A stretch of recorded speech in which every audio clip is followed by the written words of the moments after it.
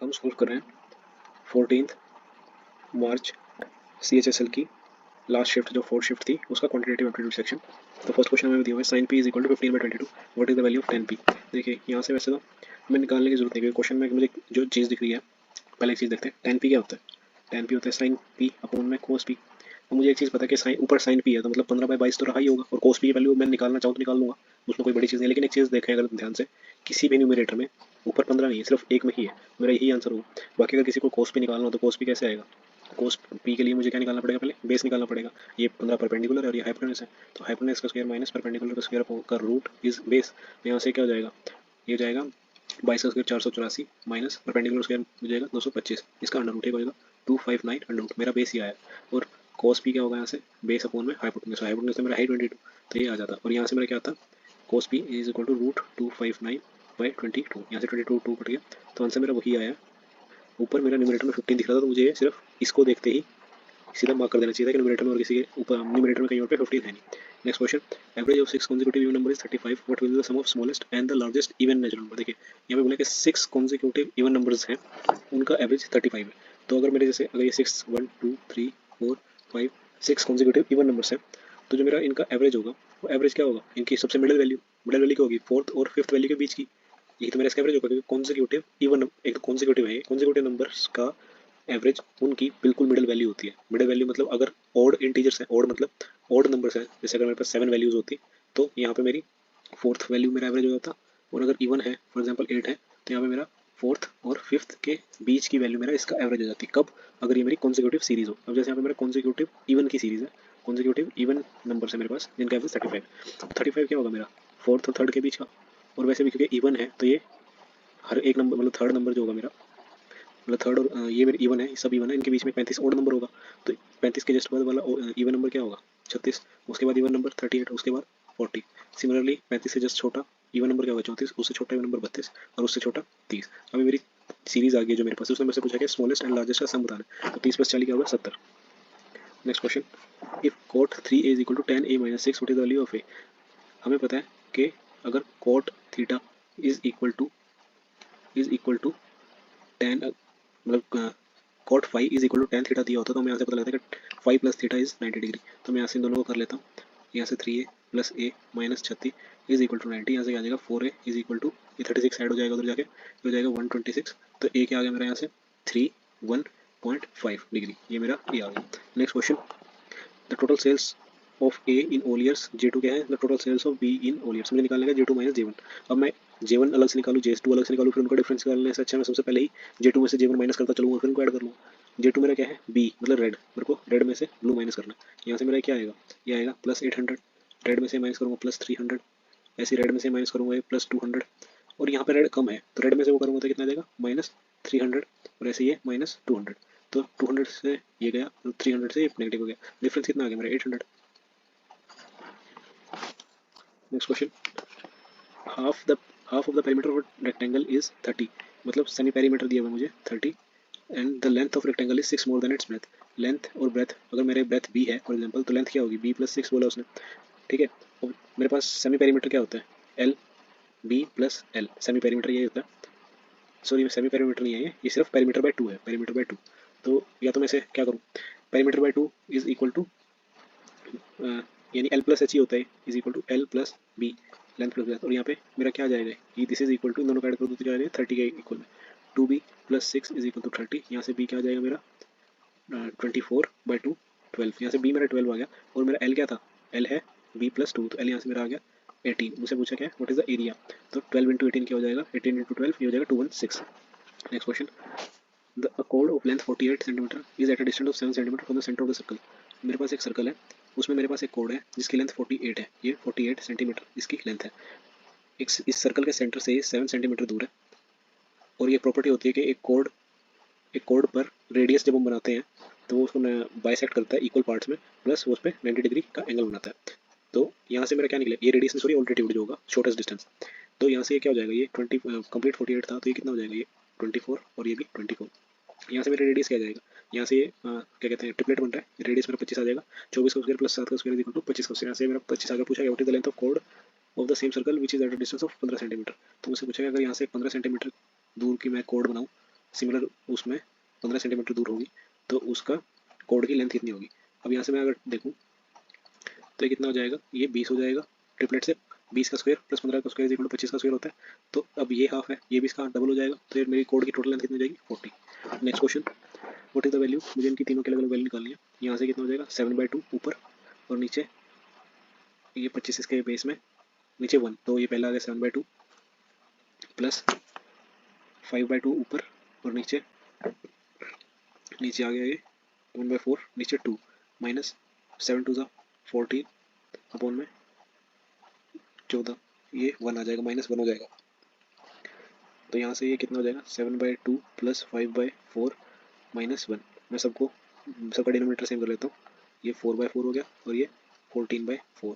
यहाँ से मेरा क्या आएगा, ये 14/4। मैंने बेस सबका सेम कर लिया ताकि सीधा सीधा, तो 19 - 4 15/4 आ जाएगा मेरा इसका answer. Next question, what is the value, मुझे इसकी वैल्यू बतानी है। इसका पहले मैं इसका एलसीएम ले लेता हूँ, तो नीचे क्या आ जाएगा sine square minus cos square, ये बेस में दोनों को मल्टीप्लाई करके आ जाएगा, ऊपर क्या आ जाएगा इसका कंप्लीट स्क्वायर हो जाएगा क्योंकि ये इसमें मल्टीप्लाई आएगा, और इधर क्या हो जाएगा प्लस इसका स्क्वायर कंप्लीट हो जाएगा। तो अगर मैं इनको ओपन करूँगा तो क्या होगा sign square plus cos square plus 2 sine cos, और यहाँ से क्या आएगा sign square plus cos square -2 sine cos. इसका स्क्वायर खोलने के बाद मैं डायरेक्ट लिखूंगा, इसलिए मैंने ऊपर लिख दिया, ये 2 माइनस से कट जाएंगे, प्लस क्या हो जाएगा 2 into sine square plus cos square. अब sine square plus cos square क्या होता है 1, तो यहाँ से मेरा आंसर क्या आएगा 2/sin square minus cos square, ये मेरा आंसर आ जाएगा, जो कि option 2/sin square minus cos square second option. Next question, एक चार्ट दिया हुआ जीडीपी दिया हुआ दो कंट्री की P and Q 5 different years के लिए, दो कंडीशन दी है L1 L2 और L2 - L1 निकालना है। तो मैं अलग अलग ऐड करने की बजाय पी और क्यू की total GDP of in P and total GDP of country Q, देखिए चीज़ें दोनों सेम ही है, मतलब सेम का मतलब एक इसका टोटल हो रहा है और एक इसका टोटल हो रहा है, अलग अलग पी का क्यू का, और मुझे निकालना है L2 - L1, सीधा L2 ही से ही L1 माइनस करता है, मतलब क्यू से पी करना है। क्यू क्या है ब्लू, ब्लू से ये वाला, ये कितना हो जाएगा प्लस 1 1 0, ये कितना हो जाएगा +1 0 0, ये -25 और ये हो जाएगा +10 और ये +45। तो यहाँ से 210 210 220 220 और 65, 220 और 65 हो जाएगा 220 और 45, 220 और 45 हो जाएगा 265, इसमें से अगर 25 माइनस करूँगा कितना हो जाएगा, ये हो जाएगा 240, ऑप्शन मेरा 240। नेक्स्ट क्वेश्चन, a + 1/a दिया हुआ है और ये निकालना है a 1/4 प्लस a 1/4। तो अगर मैं इसका स्क्वायर करूँ क्या आएगा a square plus 1/a square क्या आ जाएगा मेरे पास 8 का स्क्वायर 64 और 64 में से 2 गए यानी 62। अब मुझे इसका दोबारा से स्क्वायर करना पड़ेगा, a square a⁴ plus a⁴ is equal to 62 का स्क्वायर। देखिए जिसे 62 का स्क्वायर आता है वो 62 का स्क्वायर करके उसमें से 2 माइनस कर दीजिए। लेकिन यहाँ पे अगर मैं एक चीज़ देखूँ तो मेरा 62 का स्क्वायर में अगर मैं यूनिट देखूँ तो 2 का स्क्वायर तो लास्ट में, तो इसके इस वैल्यू के जो मेरा 62 का स्क्वायर आएगा उसमें लास्ट में क्या आएगा, उसमें लास्ट में तो यूनिट 4 ही आएगा, और 4 में से जब मैं 2 माइनस करूँगा तो यहाँ से मेरा यूनिट क्या बनेगा यूनिट डिजिट 2, और यूनिट डिजिट 2 सिर्फ मेरा सिंगल एक ही ऑप्शन में है, तो सीधा से मैं करूँगा। लेकिन देखिए ऑप्शन तरीका तो ये कि पहले 62 का स्क्वायर करिए फिर उसमें 2 माइनस कर लिए, लेकिन ये तब मतलब प्रैक्टिस में तो ऐसे ही करना चाहिए, लेकिन जब पेपर में कर रहे हैं तो यूनिट डिजिट से चले जाना चाहिए। अगर यहाँ पे मेरा किसी और के फॉर एग्जाम्पल यहाँ पे भी 2 होता तो मैं फिर इसको पूरा सोल्व करता, लेकिन यहाँ पे मेरा सिंगल एक ही ऑप्शन में यूनिट डिजिट 2 तो सीधा मार्क करूँगा। 62 का स्क्वायर अगर मुझे नहीं याद है तो मैं क्यों निकालूँ उसे, मतलब अगर मेरे को सीधा सीधा ऑप्शन से हो रहा है तो। नेक्स्ट क्वेश्चन, मुझे एक चार्ट बारग्राफ दिया हुआ है, savings what is the saving of family A C and E together. ये मुझे इनकम दी है, expenditure A C and E की, मुझे यहाँ से मेरा इनकम में से एक्सपेंडिचर होगा तो सेविंग 1 आ जाएगी, यहाँ से 8 सेविंग है और यहाँ से 13 सेविंग है। तो मुझे यहाँ से बताना है हो जाएगा 21 और एक 22 लैक्स मेरी इसकी सेविंग्स हो जाएगी total A C and E की। Next question, the difference between two numbers is, अगर difference between two numbers is equal to 20%, 20% की फ्रैक्शनल वैल्यू होती है 1/5, इज 1/5 ऑफ देयर सम, मतलब a प्लस बी। अब यहाँ से अगर मैं से निकालूँ तो यहाँ से सी एंड डी लग जाएगा, a plus B by A minus B is equal to 5/1। तो सी एंड डी क्या होता है a बाई बी, यहाँ से हो जाएगा 5 + 1/5 - 1, तो कितना हो जाएगा 6/4 और 3/2। तो यहाँ से मेरा जो a और b का रेशियो क्या आ गया 3:2।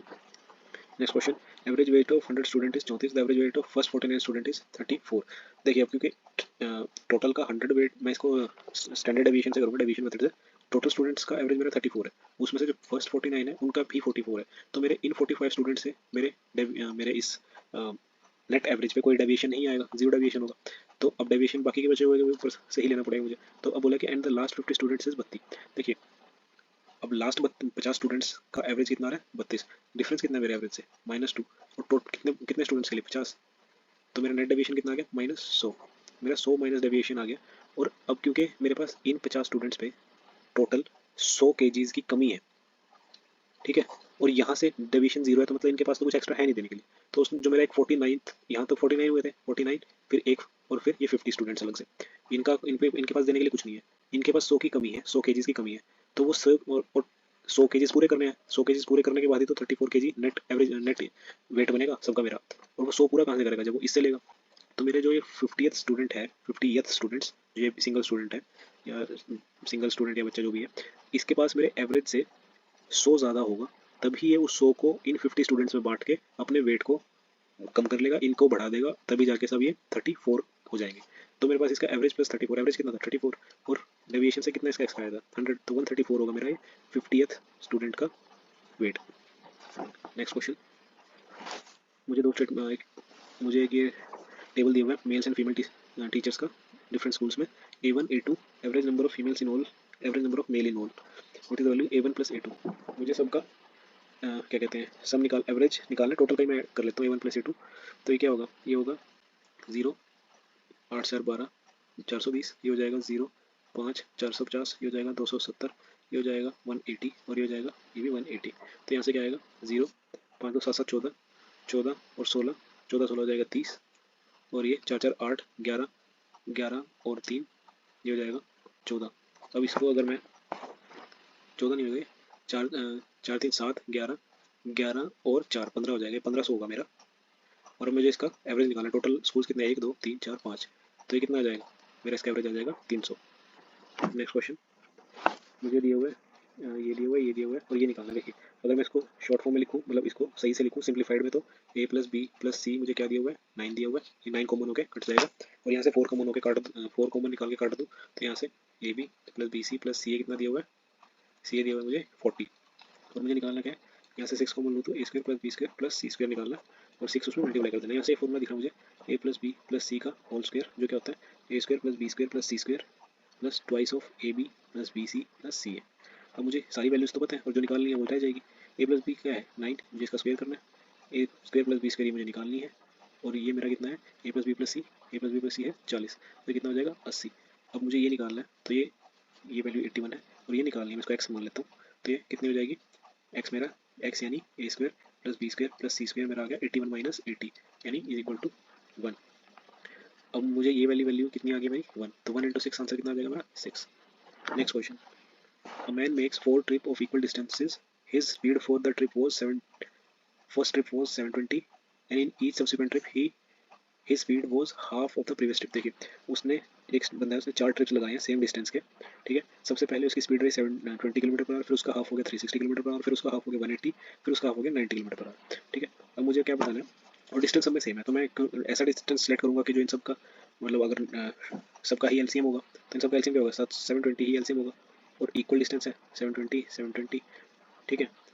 तो ये सारा 720 के डिस्टेंस से 4, मुझे इसका एवरेज निकालना है, तो टोटल डिस्टेंस कितना हो गया मेरा, एवरेज स्पीड क्या होता है टोटल डिस्टेंस अपॉन में टोटल टाइम।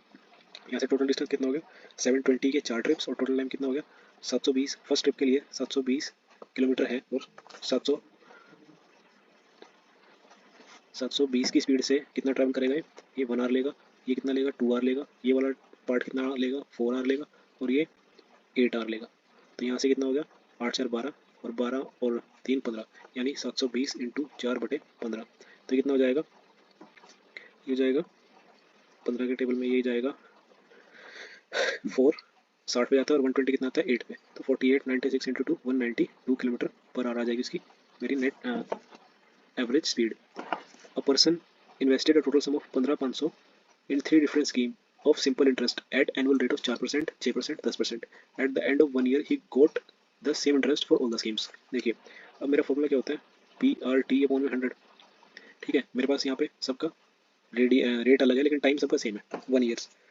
तो यहाँ से मुझे बोला कि ये सिंपल इंटरेस्ट का है, सबका सिंपल इंटरेस्ट सेम, तो यहाँ से मैं क्या लिखूंगा, यहाँ से मैं लिखूंगा जो मेरा P1 है उस पर 4% का रेट मिला है 1 ईयर के लिए, 100 P1 यहाँ पे लिख देता हूँ इक्वल टू P2 इंटू 6% के का रेट है सेकंड के लिए, और 1 ईयर के लिए अपॉन 100, ऐसे ही इक्वल टू P3 इंटू 10% का रेट है 1 ईयर के लिए अपॉन में 100, 100 से 100 सारे कैंसिल हो जाएंगे, तो ये क्या हो जाएगा 2P1 is equal to 3P2 is equal to 5P3। अब इसको हमें, अगर हम इस कंप्लीट को देखिए, अगर हम ऐसे इक्वल टू में 3 वैल्यूज दी हुई हो और हम उन सब को उनसे उनके एलसीएम से निकाल दे तो मेरे पास उन तीनों का रेशियो आ जाएगा। अगर मैं इनका इनका क्या आएगा 15-30 आएगा इनका, क्या बोलते हैं एवरेज 2, 3 और 5 का, तो मैं अगर इन सबको डिवाइड कर दूँ तो क्या आ जाएगा, यहाँ से ये आ जाएगा 15, ये आ जाएगा 30 से 10 और ये आ जाएगा 30 डिवाइड बाई 5, ये आ जाएगा 6। ठीक है, ये मेरे इनके P1 P2 एंड P3 का रेशियो आ गया, और P1 P2 P3 क्या है, मेरे डिफरेंट प्रिंसिपल्स हैं, और इन सबका सम इज इक्वल टू कितना है 15,500, 15,500 मेरा नेट है। और मुझे दिया पूछा गया what is the sum invested at 6%, 6% वाला कितना है, ये 10, तो 15,500 साफ लिखता हूँ दोबारा से, 15,500 मेरा कितना है, 15 15 10 25, ये हो गया 31, 31 मेरा 15,500 है और मुझे 10 निकालना है, तो यहाँ से दिख रहा है ये कितने पे जा रहा है 500, ये कितना हो गया 5,000। Next question, in triangle PQR Q is 90 and QX is perpendicular to PR। ठीक है, मेरे पास एक ट्रायंगल है जो Q पे 90 डिग्री सबटेंड कर रहा है, PQ एंड R, ये मेरा एक ट्रायंगल है, Q मेरा 90 डिग्री है और QX is perpendicular to PR। यहाँ से मेरा QX है और ये परपेंडिकुलर है PR पे। If PQ is 15 and PR is 25, then what is the ratio of PX ratio XR, PX ratio XR। देखिए यहाँ से मेरे पास एक फॉर्मूला होता है, फॉर्मूला क्या होता है, PQ का square is equal to PR into PX, ये PX है, मल्टीप्लाई है बीच में। ठीक है, यहाँ से इस फॉर्मूला को लगाऊंगा तो मेरा क्या आ जाएगा 225 इज इक्वल टू PR मुझे निकालना है, PR क्या आ जाएगा इंटू PX, टोटल कितना था, नहीं PR मुझे दिया हुआ है, इज इक्वल टू PR कितना है 25 और मुझे PX निकालना है, PX क्या आ जाएगा, ये आ जाएगा 9, 25 इसके डिनोमिनेटर में जाएगा तो PX कितना आ गया 9, तो ये मेरा PX इतना 9 आ गया और 25 टोटल था, तो 25 में से 9 गए कितना आया 16, तो मेरे को यही निकालना है PX रेशो PR, ये कितना आ गया 9 ratio 16, option number second. Next question, A is thrice as good as workman as B। देखिए A is thrice as a good man workman as B, मतलब इनकी A by B की efficiency दी है कि A की एफिशिएंसी 1 है और B की एफिशिएंसी A की एफिशिएंसी 3 है, B की 1 है। Together they can finish a work in 32 days, in how many days will be alone the complete the same work.